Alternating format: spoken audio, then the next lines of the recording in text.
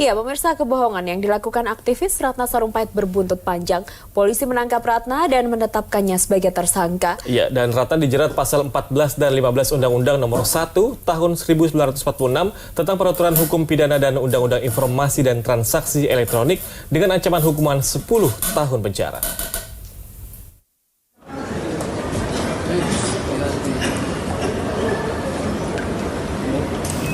Aktivis Ratna Sarumpait ditangkap penyidik Polda Metro Jaya di Bandara Soekarno-Hatta, Tangerang, Banten, Kamis malam. Ratna saat itu akan berangkat menuju Chili untuk menghadiri seminar yang diprakarsai Dinas Pariwisata DKI Jakarta. Polisi langsung menggiring Ratna ke salah satu ruangan di bandara untuk mendatangani berita acara penangkapannya. Namun, Ratna menolak mendatanginya dan memilih di penjara. Ini yang di surat panggilan tadi. Iya. Dan saya udah langsung jadi tersangka. Iya. Dan untuk kasus ini saya harus ditangkap. Iya. Kenapa ditangkap? Nanti kita bisa di kantor. Kita jelasin. Ini surat perintahnya sudah resmi dikeluarkan. Jadi aku ngapain tanda tangan ini? Itu tanda tangan? Iya, terima bahwa itu. Ya aku nggak terima ditangkap, tapi harus aku tanda tangan kan aneh juga gue. Iya, tanda tangan kalau nggak mau. Apa-apa. Gue nggak usah, itu urusan orang lain aja deh, pengacara aja. Baik, ya. Ibu, barang-barang masih melekat ya? Melekat di mana? Di telur. Penangkapan Ratna dilakukan setelah polisi menetapkannya sebagai tersangka. Ratna diduga menyebarkan berita bohong atau hoaks dengan mengatakan ia menjadi korban penganiayaan. Polisi menjerat Ratna dengan pasal berlapis.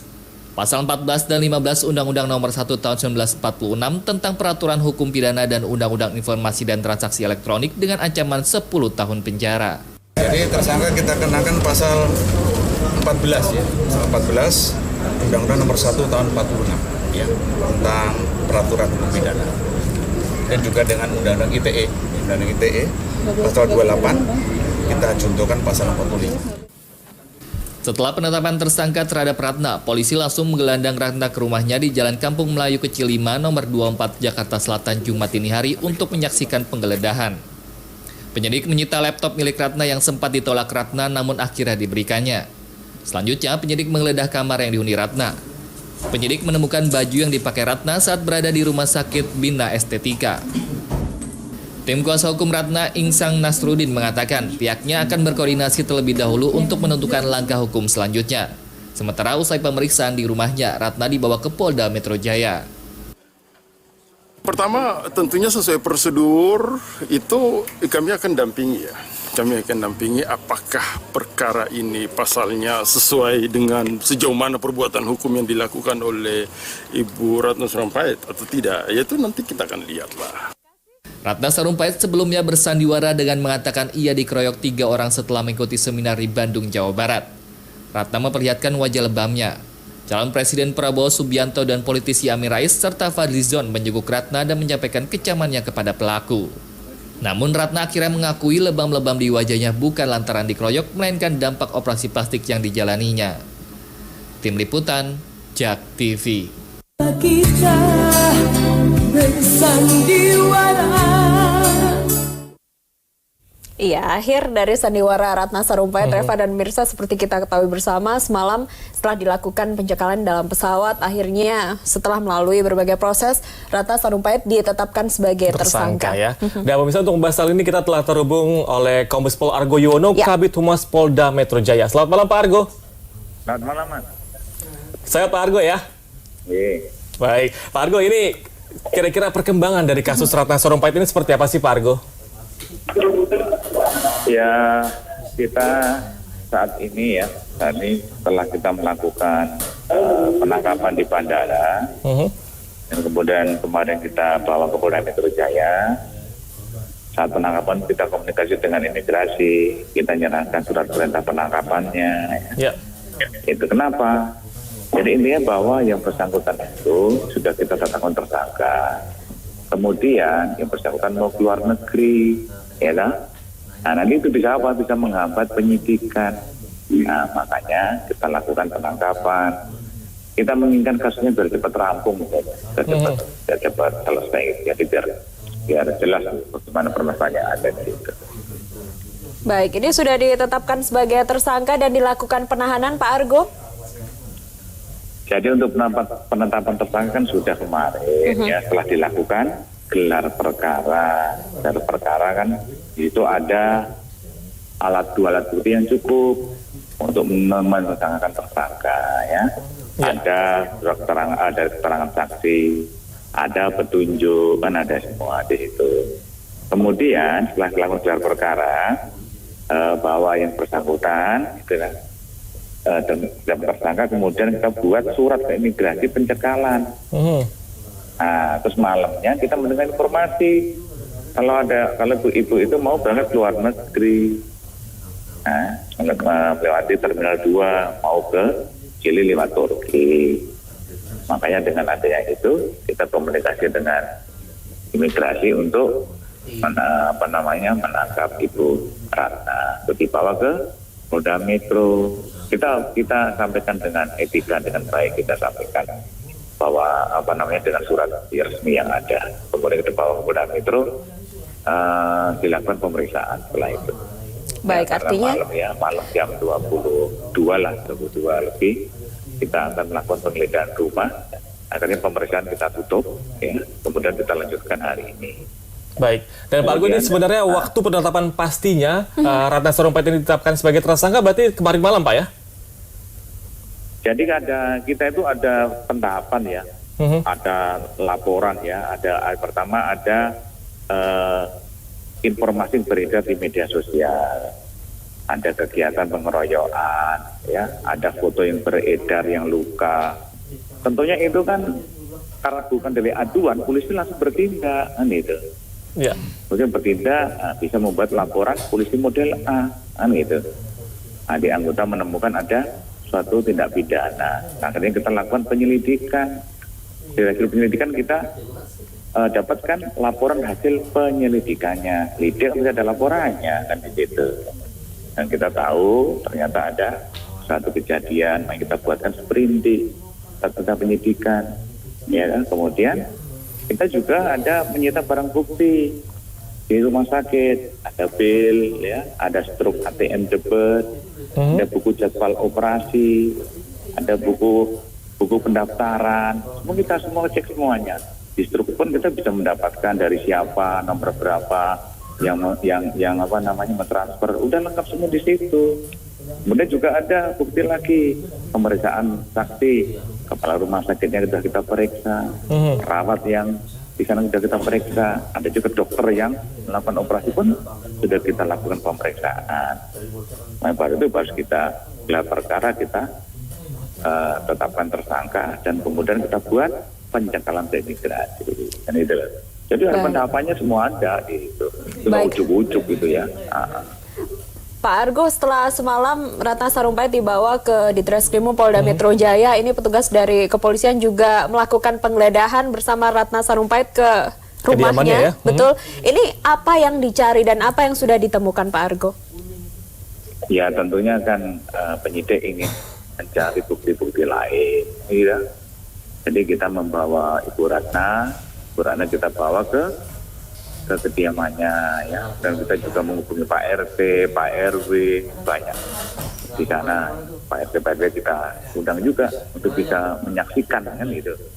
Ya. Setelah itu baru Bu Ratna sendiri juga melihat. Akhirnya kita menemukan laptop, kemudian kita menemukan ada buku agenda, ada flash disk, dan ada baju, ya, baju yang digunakan waktu itu. Kita bawa. Berarti kan ada bukti petunjuk tambahan di situ. Ya. Baik, dan Pak Argo, ini terkait dengan salah satu barang bukti. Informasinya ada salah satu ataupun sebuah buku rekening begitu, dan ini ada kaitannya dengan bantuan galangan dana. Ya. Apakah memang itu benar, Pak Argo? Itu masih dalam penyelidikan ya, penyelidikan. Nah, tentunya nanti penyidik akan menyelidiki daripada rekening tersebut. Ya. Apakah rekening yang digunakan untuk transfer pembayaran di rumah sakit Bina Estetika ini di Menteng, apakah sama dengan yang ada waktu pengumpulan penggalangan dana di musibah di Danau Toba. Ini masih dalam tahap penyelidikan. Baik. Dan ini sebenarnya ada satu pertanyaan yang memang mungkin masyarakat pun penasaran ini. Jadi siapa sebenarnya penyebar pertama foto ataupun adanya berita-berita mengenai pengeroyokan ini, Pak Argo? Jadi perlu saya tegaskan kembali bahwa untuk Ibu Ratna Sarumpait ini adalah kita kenakan pasal 14 ya. Oke. Dan pasal 15 karena dia memberikan informasi bohong, keterangan yang bohong, yang tidak benar dia menyampaikan itu. Itu yang kita lakukan. Ya tentunya nanti misalnya nanti ditemukan ada pidana lain, itu lain cerita ya. Nanti akan kita lakukan penyelidikan kembali tentang siapa penyebarnya itu. Dan apalagi ditemukan lagi bisa berkembang semuanya. Demikian Pak. Baik, ini sejauh ini Pak Argo, Ratna Sarumpait ditetapkan sebagai tersangka. Apakah ada kemungkinan adanya tersangka baru untuk kasus yang sama? Ya tentunya nanti kita lihat daripada hasil pemeriksaan dari Ibu Ratna Sarumpait ya. Sidang keterangan pemeriksaan sampai sekarang pun belum selesai. Kenapa sampai sekarang belum selesai? Kita memberikan hak kepada tersangka. Hak apa saja? Ada hak untuk makan, kita beri waktu, hak untuk beribadah, tadi sholat zuhur, ada sholat asar, sholat maghrib. Semuanya kita berikan hak itu. Demikian baik. Baik, mungkin ini terakhir Pak Argo, selain pihak rumah sakit, apakah memang nantinya akan ada saksi lain dalam kasus ini? Tentunya yang mengetahui, melihat, mendengar ya daripada kasus ini akan kita minta keterangan semua ya. Gitu. Baik. Kombes Pol Argo Yuwono, terima kasih sudah meluangkan waktunya. Selamat malam. Ya, dan bisa kami akan kembali usaha jeda berikut ini. Tetaplah bersama kami di Newsroom Today.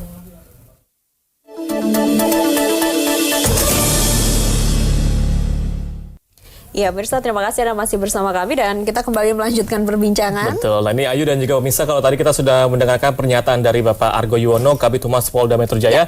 Saat ini sudah bersama kami Bapak Agung Sampurno, Kabag Humas Ditjen Imigrasi. Selamat malam Pak Agung. Selamat malam. Sehat Pak Agung ya? Alhamdulillah, makasih. Baik Pak Agung, ini lanjutkan pembicaraan dengan Pak Argo. Sebenarnya kronologis dari pencekalan yang dihadapkan kepada Ibu Ratna ini sebenarnya seperti apa sih Pak Agung? Ya, jadi pertama imigrasi terkait dengan peristiwa tersebut, kita melaksanakan berdasarkan permintaan. Atas dasar permintaan surat dari Polda, kemudian kita melakukan pencegahan kepada Ibu Ratna Sarumpait, sehingga terjadilah peristiwa kemarin. Setelah beliau kita kita batalkan keberangkatannya, kemudian kita selesaikan dulu administrasi di keimigrasian, baru kita serahkan kepada penyidik ketika itu di airport. Kapan ada permintaan dari Polda Metro Jaya? Tanggal 4 Oktober, suratnya itu tertanggal 4 Oktober. 4 Oktober, berarti kurang lebih pas hari Kamis itu langsung Pak ya? Iya, kemarin, dan berlaku untuk 20 hari ke depan. Oke. Oh, berlaku hingga 20 hari ke depan. Baik. Dan sebenarnya dengan adanya pencekalan ini, secara otomatis selama 20 hari ke depan, Ibu Ratna Sarumpait tidak boleh bepergian ke luar negeri? Betul, jadi regulasinya maksimum itu 60 hari, 6 bulan, kemudian bisa diperpanjang selama 6 bulan berikutnya. Nah, untuk yang sekarang ini permintaannya adalah 20 hari, tapi ini memang tergantung penyidik. Kepentingan penyidik apakah mau ambil yang maksimal 6 bulan atau yang 20 hari tadi. Baik. Ini yang sempat menjadi polemik di masyarakat adalah ketika pencekalan masih simpang siur awalnya. Apakah memang sudah ditetapkan sebagai tersangka atas kasus apa kemarin begitu berita yang beredar. Artinya ketika tadi Pak Agung mengkonfirmasi ada permintaan dari kepolisian, ini permintaannya dilakukan sore hari atau menjelang malam hari karena ada proses imigrasi yang juga dilakukan. Ya, jadi yang perlu dipahami masyarakat bahwa peristiwa ini bukan peristiwa yang bisa diperhitungkan. Oke. Karena penyidik juga tentu punya strategi tersendiri, sehingga memang faktanya ketika itu sampai dengan pesawat kan berangkat pukul 20. Pukul 20, baik. Kurang lebih menggunakan Turkish Airlines. Turkish Airlines ya. Kemudian kan tidak mungkin check-in-nya dibawa di atas jam 20. Karena pasti sudah harus boarding. Jadi jauh sebelum pukul 20 Ibu Ratna Sarumpait sudah melakukan check-in, sudah melakukan immigration clearance. Nah, ketika itulah di data memang belum tersedia. Nah, sementara petugas imigrasi yang ada di airport tidak bisa melakukan tindakan. Baik. Karena harus ada dasarnya. Kemudian di situ yang perlu masyarakat tahu, tidak berarti penyidik tahu kapan akan berangkat dan seterusnya. Memang dinamika di lapangan tidak bisa dipastikan. Bisa sehingga diduga, ya? yang terjadi seperti itu. Karena faktanya Ibu sudah di dalam, sudah duduk, kemudian surat kita terima, kemudian terjadilah peristiwa kita minta Baik, dan kepada ini airline. Sudah duduk dalam pesawat. Sudah duduk ya. Nah ini terkait dengan Ya. sudah duduk dalam pesawat Pak Agung. Ada suatu pernyataan dari Bu Ratna sendiri. Ini pihak kepolisian yang mana? Ini sebenarnya mempertanyakan ketika prosesnya dicekal. seperti apa sih Pak? Ya, jadi yang mencegah pelaksanaan adalah imigrasi Ya. yang meminta polisi. Oke. Oke, kemudian pada saat kita mengambil ibu dari dalam, tentu kan kita harus berkoordinasi dengan alat angkut, Betul. dengan airline-nya. Kita sudah koordinasi dengan airline agar passenger atas nama Ibu Ratna Sarumpait tidak diizinkan berangkat. Kita masuk ke dalam. Kalau seragam kan sudah jelas. Ya. Seragamnya kita identitasnya lengkap sesuai dengan SOP. Kita memperkenalkan diri dan ibu sangat kooperatif. Oke. Tidak kemudian melakukan tindakan-tindakan yang kita tidak inginkan. Ya. Kemudian oleh teman-teman dari airline juga dibantu keluar. Begitu masuk ke boarding, di sana sudah teman-teman dari polisi sudah menanti. Baik, apakah sempat ada pertanyaan dari Ratna Sarumpait kemana polisinya kepada petugas imigrasi ketika melakukan pencekalan?